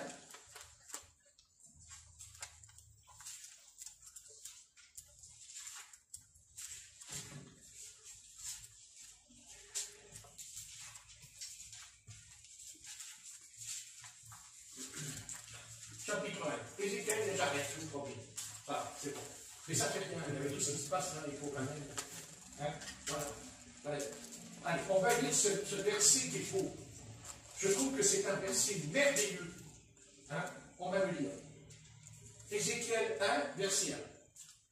La 30e année, le 5e jour du 4e mois, comme j'étais parmi les captifs du fleuve de Kébar, les cieux, écoutez bien vos oreilles, les cieux s'ouvrirent et j'eus des visions divines. Le 5e jour du mois, c'était la 5e année de la captivité du roi Joachim. La parole de l'Éternel fut adressée à Ézéchiel, puis je visite le sacrificateur dans le pays des Chaldéens, c'est-à-dire qu'il était à Babylone. Hein, il était déporté. Ézéchiel a été déporté. D'ailleurs, il a été déporté quand il avait 20 ans. Vous voyez, il était jeune. Voyez, et vous avez lu qu'il était aussi fils de sacrificateur. Pourquoi? Parce qu'il descendait de la maison d'Aaron. Et souvenez-vous que Jean-Baptiste, lui aussi, il est fils de sacrificateur. Hein? Oui. Hein? Et qui était dit qu'Élisabeth, sa femme, à Zacharie, descendait de la maison d'Aaron, dans Luc, vous lirez. N'est-ce pas? Vous voyez que la lignée, Dieu a veillé quand même hein, sur la lignée. Hein? Et qu'est-ce que Dieu dit? Et c'est là que c'est intéressant pour nous ce soir.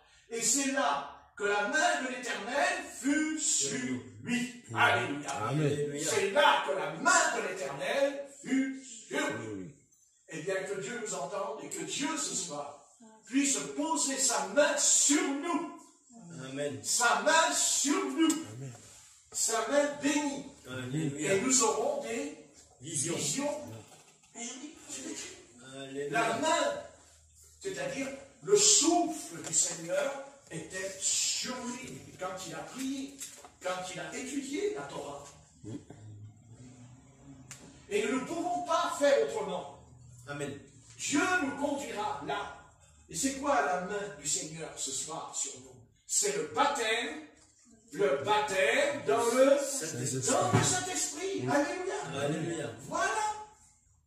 Est-ce que vous le voulez? Vous dites, mais je l'ai, le Saint-Esprit. Mais bien sûr que tu l'as, le Saint-Esprit, comment tu ne pourrais pas dire Jésus est le Christ? Ce qu'il faut comprendre, c'est que le baptême du Saint-Esprit, c'est quelque chose que Jésus lui-même dira à ses apôtres dans Acte 1, verset 4. Il dira, vous recevrez une puissance. Amen. Il ne dit pas le Saint-Esprit entrera en vous, parce qu'il avait déjà reçu le Saint-Esprit, les apôtres. Souvenez-vous dans l'évangile de Jean. Il dit recevez le Saint-Esprit dans l'évangile de Jean. Quand il se met en prière avec ses disciples, il leur a dit recevez le Saint-Esprit. Donc il avait dit recevez. Amen. Mais il n'avait pas reçu quoi? La puissance. La puissance de l'Esprit. La puissance, comme la main du Seigneur était sur Ézéchiel. C'est ça la puissance. C'est la main, c'est le souffle de Dieu. Le souffle. Dieu souffle en nous quand on prie. Souffle en nous quand on prie. Mais qu'est-ce qu'il souffle en nous, Dieu, quand on prie? La louange. Il souffle en nous la louange et non pas des gémissements, non pas des plaintes.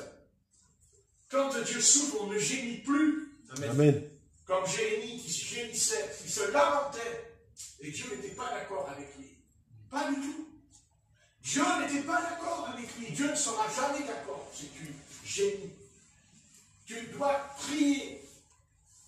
Tu dois louer le Seigneur. Loue l'Éternel. Il dit, si tu loues l'Éternel, tu seras délivré. C'est dans la louange que nous sommes délivrés. C'est quand on loue Dieu. Pourquoi? Parce que quand on loue Dieu, on n'est plus négatif, on est positif.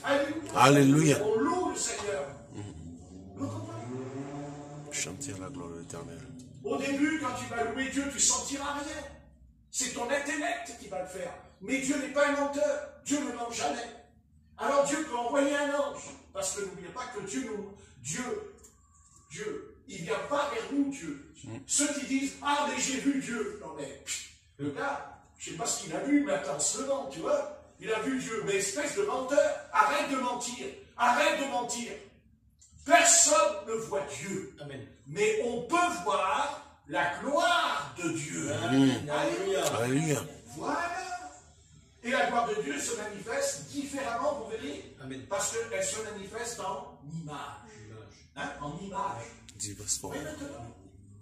Et Dieu a toujours dit, faisons l'homme à notre image, selon notre Notre ressemblance. Celui qui voit Dieu meurt. Et ne croyez jamais ces hommes de Dieu qui vous disent, ah mais moi j'ai vu Dieu. Ça, non, c'est pas vrai. C'est pas vrai. Et il peut me dire, mais pourquoi tu dis que c'est pas vrai? Qu'est-ce que t'en sais, toi? Tu peux savoir, moi, ce que j'ai vu. Je réponds, non, tu n'as pas vu Dieu. Tu mens. Parce que si tu l'avais vu, tu ne serais pas devant moi. Moi, c'est ça. J'ai envie de rire 2 minutes là. Pas vous? Ouais. Et comment il peut voir Dieu, puisque Dieu dit, celui qui me voit meurt, et il est devant moi, Ah oui. en chair et en os. C'est ça. Et en plus, il est en train de dire un mensonge. Il faut savoir d'où vient le mensonge. Je veux dire, d'où vient l'inspiration. Inspiration. Voilà. Non, c'est pas vrai. Par contre, le Seigneur, il dit, oui, Dieu veut nous montrer sa gloire. La gloire de Dieu peut descendre au milieu de nous. C'est certain. Et elle descend comment, la gloire de Dieu? Eh bien, l'apôtre Paul, un jour, rencontrera 12 disciples, qui étaient les disciples de Jean-Baptiste. Ouais, c'est ça. Disciples de Jean-Baptiste. C'est-à-dire qu'ils ont été à l'école de Jean-Baptiste, qui avait la puissance et l'esprit d'Élie sur lui. Donc, ce n'était pas n'importe quoi. Amen. À votre avis, Amen. Jean-Baptiste, il a rassemblé au bord du Jourdain 1 million de personnes quand il prêchait. Donc, il fallait une sacrée puissance. Eh oui, amen. N'est-ce pas? Eh oui. Amen. Voilà. Vous comprenez? Mais lui, il a dit, moi, je vous baptise d'eau. Mais lui, quand il viendra, il vous baptisera du Saint-Esprit et de feu. Et le feu. Alléluia. Alléluia. Et de feu. Amen. Amen. Voilà la différence. Et Dieu veut nous baptiser dans l'Esprit. Et même, c'est pas parce que je parle en d'autres langues que c'est fini. Ça y est, je parle en langue, ça y est, j'ai reçu le baptême, moi je parle en langue comme les apôtres, comme... Ah mais ça y est, c'est fini, je peux dormir sur les 2 lauriers, tranquille, ma vie spirituelle, je ne vais pas me compliquer ma vie, moi de toute façon je parle en langue, enfin je ne prophétise pas. Alors que dans Acte 19, il est écrit que l'apôtre Paul leur imposait les mains, Prophétiseur. voilà, il parlait en langue et il Prophétiseur. prophétisait. Et il y a un changement en eux, hein. Ouais. Alléluia. Oh, gloire à Dieu. Alléluia. Oh, ça me fait plaisir ce truc. Hein? Il dit, avez-vous reçu le Saint-Esprit? Oh, là. Il leur a pas dit, est-ce que vous vous êtes repentis? Il leur a pas dit, est-ce que vous avez pris le baptême d'eau? Bien qu'il va les rebaptiser. Il dit, il les rebaptise. Ouais. Il les rebaptise puisqu'ils ont dit, nous avons été baptisés du baptême de Jean. Jean. Voilà. Et qu'est-ce qu'il fait Paul? Il dit, c'est bon? C'est réglé? Non. Hein? Vous qui baptisez là, au nom du Père, du Fils, du Saint-Esprit, vous, des milliers de chrétiens et de pasteurs qui faites ça, que quand les pécheurs rentrent dans votre église, vous le baptisez au nom du Père, du Fils et du Saint-Esprit, alors que Paul a dit de quel baptême vous avez été baptisés? Et vous dites, ah mais j'ai déjà pris le baptême, je n'ai pas besoin de me refaire baptiser. Ah bon? Mais l'apôtre Paul, qu'est-ce qu'il fait? Il les baptisa au nom du Seigneur Jésus. Amen. Amen. Alléluia. Alléluia.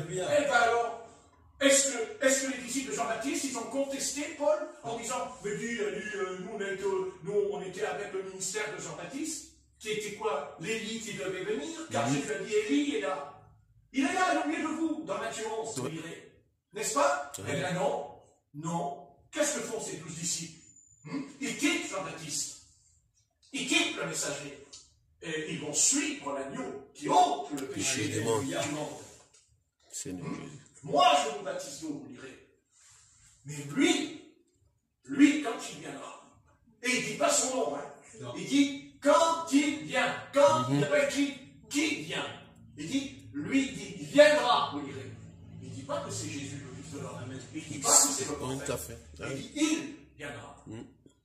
N'est-ce pas? Amen. C'est-à-dire, qui est ce il qui viendra?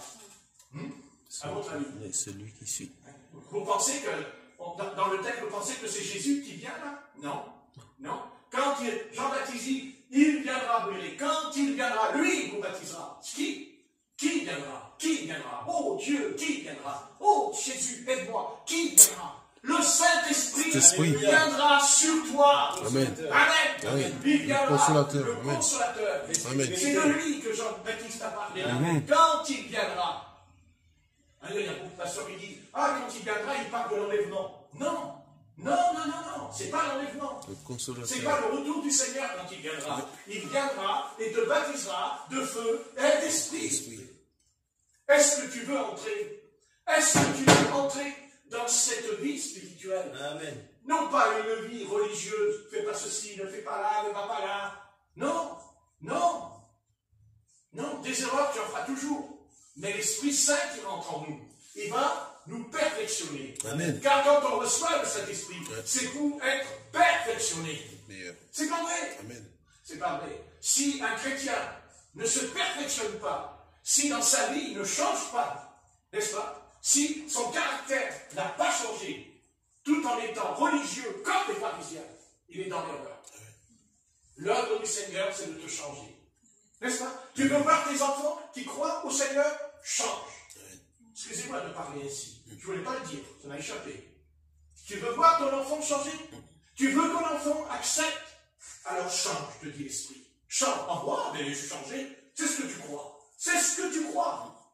Mais ce n'est pas la vérité. Voilà, c'est ça le problème. Change. Amen. Parce que tes enfants, ou nos enfants, ou notre jeunesse, ce qu'elle a besoin de voir en nous, c'est pas le pharisien, c'est pas le sadducéen, c'est Jésus-Christ qu'elle veut voir en nous. Amen. Jésus-Christ de Nazareth. Non? C'est ça. Non? Amen. Amen. Si, vous dites, mais les jeunes, ils n'en ont rien à foutre du Seigneur. Non, non. C'est pas vrai. C'est pas vrai. Celui qui voit Jésus-Christ est touché. Et d'abord, il est touché par une chose en lui. L'amour. Amen. L'amour. Alléluia. L'amour du Seigneur, le sauveur du Seigneur. Il n'est pas venu nous condamner, mais nous sauver. Amen. C'est là le message de la bonne nouvelle, de l'évangile. Je ne suis pas venu, il dit à la femme qui a perdu le père de sang, il dit, moi je ne te condamne pas. Il dit à la femme adultère, je ne te condamne pas. Vous voyez? Mais repens-toi. Amen. Et ne recommence pas. Amen. Amen. Amen. Alléluia. Tu veux être heureux, tu veux être heureux. Alors, marche dans la sainteté. Plus tu marcheras dans la sainteté, plus tu seras heureux et heureuse. Car seule la sainteté procure la paix et la joie. Amen. Souvenez-vous d'Ésaïe dans le temple. Saint, saint, saint est l'Éternel. Amen. Et il a dit, quoi? J'habite au milieu d'un peuple où les lèvres sont impures. Et moi aussi. Moi aussi. Amen. Mais il rajoute, j'ai vu le Seigneur. Mais il n'a pas vu face à lui, il l'a vu dans la vision, en vision. C'est ça. Ouais. Il y avait tellement la puissance de Dieu dans sa vision qu'il est dit que le temple a tremblé. Les fondements, le temple tremble. N'est-ce pas? Que le Seigneur fasse trembler les fondations en nous. Alléluia. Je parle des fondations d'illusion, Amen. des fondations de notre imagination. Car vous savez, l'être humain est rempli d'imagination. Plein d'imagination. Mais l'imagination, ça ne vient pas du Christ. Christ est un homme. Voilà, Jésus c'est un homme. Amen. Comme nous. Amen. Oui. Il est le Fils de l'homme, Jésus. Ah oui. Voyez, Jésus, il est Dieu, il est homme en même temps. Eh oui, il est deux. C'est beau. Parce que s'il n'était que Dieu, je suis perdu. Amen. Mais il est aussi un homme. Amen. Un homme qui a pleuré. C'est écrit. Il a pleuré. Il était fatigué.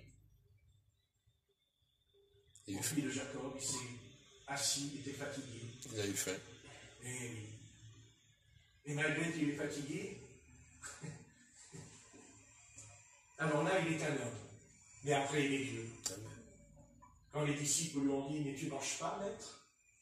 Et il a répondu, j'ai une autre nourriture. Amen. c'est de faire la volonté Alléluia. de mon Père. Père qui est dans les cieux. Et c'était quoi la volonté de son Père? C'était de sauver cette petite Samaritaine Amen. qui est venue chercher de l'eau au puits de Jacob. Et, voyez, Dieu s'est servi de ce puits de Jacob, qui d'ailleurs devait désaltérer en son temps Israël. Ouais. Mais après, non, non, non. Il dira, tu vois, femme, ce puits-là de Jacob, c'est un puits dénominationnel. C'est un puits de religiosité. Amen. Mais pas au début, pas au début, pas au début. Au début, non. Au départ, non. C'est comme les réveils. Au départ, Amen. Dieu fait un réveil, c'est de Dieu, mais après le réveil, il ne vaut plus rien. Ouais, c'est ça. Parce qu'il est devenu un puits dénominationnel. C'est-à-dire que l'homme, c'est l'homme qui va faire des travaux sur le puits. C'est la main de l'homme. Mais le puits de Jacob, c'est le Seigneur qui a dit, c'est Dieu qui a dit, fais le puits. C'est pas l'homme qui a dit, je fais un puits. C'est comme l'apôtre Paul. Paul dit, apôtre de Jésus-Christ, dans Galates 1. Non de l'homme, ni des hommes, mais de notre Père et du Seigneur Jésus-Christ. Dans Galates 1, vous lirez. Amen. Tout est là. Tout est là. Qui nous a envoyés? Voilà. Tout est là. Qui m'a envoyé? C'est comme un jour, il y a un pasteur à l'Assemblée, il a critiqué un pasteur devant tout le monde. Il a passé le savon, et le pasteur, bien sûr, n'était pas là. Mais lui, ça y allait. Et dans l'Assemblée, il y a une sœur qui s'est levée, et qui a dit, pasteur, ce que tu dis sur ce pasteur, ce n'est pas vrai. Alors lui, il a dit, mais comment tu sais que ce n'est pas vrai? Mais parce que je le connais. Paf! Parce que je le connais. Parce que c'est mon pasteur. Donc, ce que tu dis, et elle lui a dit dans tout le monde, qui t'a envoyé? L'homme ou Dieu? Dieu.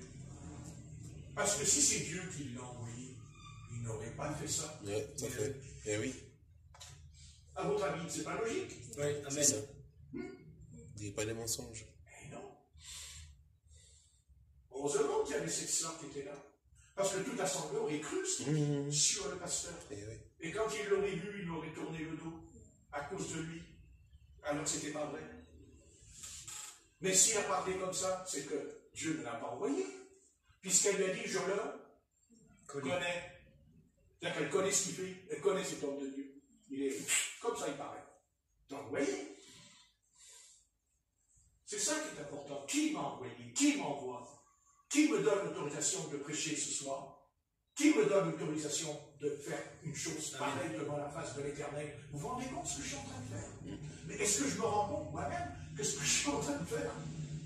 Puisque je vais avoir des comptes à rendre. J'aurai déjà des comptes à rendre de moi-même.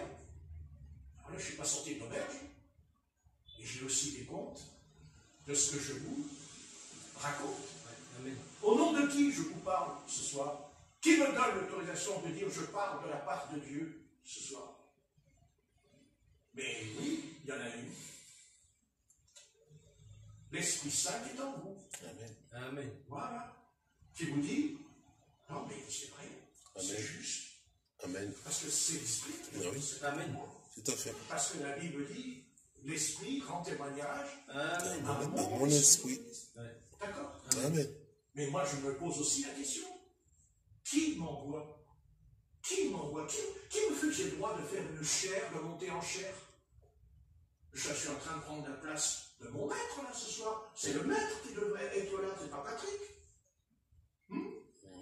Mais Et le maître a dit aussi, je vous ai Envoyé. choisi Choisi. et je vous ai Envoyé. établi Établi. et envoyé, bien sûr. Mhm. Établi, surtout établi, pour moi c'est important, établi. C'est-à-dire qu'il y a un fondement. Amen. Hein? Il y a un fondement, je parle. S'il n'y en a pas, Ah, ouais. il y a tout qui C'est bon. il n'y a plus rien. Voilà. Vous direz, ah mais il n'y en a pas beaucoup autour de toi. Ouais, mais moi je vous réponds, mais Jésus aussi, Amen. il n'en restait que deux autour de lui. Mhm. Deux? C'est- Amen. Deux? Oui. Ah, c'est pas possible. C'était, oh, comment? C'est le Fils de Dieu, il n'y a que deux âmes qui sont restés à la fin de sa vie. Oui. Ouais. Jean et Marie. Amen. Non? Oui. Lisez. Ben, lisez la croix. Il y en a combien? Ouais. Il était là, l'apôtre Pierre. Est-ce qu'il y avait l'apôtre Pierre au pied de la croix? Non. Est-ce qu'il y avait l'apôtre Jacques au pied de la croix? Non. Est-ce qu'il y avait les 12 apôtres au pied de la croix? Non. Est-ce qu'il y avait les 70 disciples au pied Non. de la croix? Ils étaient où? Hein? Ah. D'accord? Vous voyez? Ah ouais. Et dans le jardin du Téléphone, ils étaient 12. Il en reste combien? 11. Ouais. Non? Amen. Voilà. Voilà. Vous comprenez? Mais parce qu'il l'a dit. Qu'est-ce qu'il dit Jésus? Il dit, mes brebis entendront La voix et elles ne suivront point la voix d'un d'étranger. étranger. Ça veut dire que tout ce qui est étranger à ce livre que vous avez vous aussi à la maison. Mhm. Parce qu'autrefois, il n'y a que le pasteur qui avait la Bible. Autrefois, oui. Ah oui, il n'y a que le pasteur. Et aujourd'hui, toi-même, tu es aussi un pasteur, Ah, puisque tu as la main. Amen. Qu'est-ce que tu attends pour l'étudier? Eh oui. Amen. Qu'est-ce que tu attends pour la lire? Moi, je suis là simplement pour exhorter, parce que Dieu a mis une onction. Une onction. Amen. Peut-être d'apôtre, ou de prophète, ou de docteur, j'en sais rien, moi. Mais je ne veux pas le savoir. Comme ça, je reste petit. Amen. Ça Alléluia. ne m'intéresse pas de savoir qui je suis. Mais je suis ce que je suis. Amen. Amen. C'est-à-dire un homme, Par la grâce du Seigneur. un homme qui aime les âmes. Mhm. Amen. Voilà. Et un homme qui craint Dieu aussi. Amen. Ça, c'est certain. Bon, on va arrêter là. Parce que c'est bien beau, mais bon. Hein? Ouais. Bon, on verra hein, quand les Nissi partiront. Hein, on n'aura pas trop envie de rentrer à la maison. Hein. Non. Ah, c'est sûr. On verra bien si ça arrive. On verra. Mhm. Peut-être qu'il y aura peut-être beaucoup de monde aussi. C'est cela. On verra. Mhm. Non? Oui. À votre avis, peut-être qu'ils vont rappliquer Mhm. en courant. Ah oui, oui. Parce que la récréation est Terminé. Bien. Seigneur, merci pour ces moments sacrés.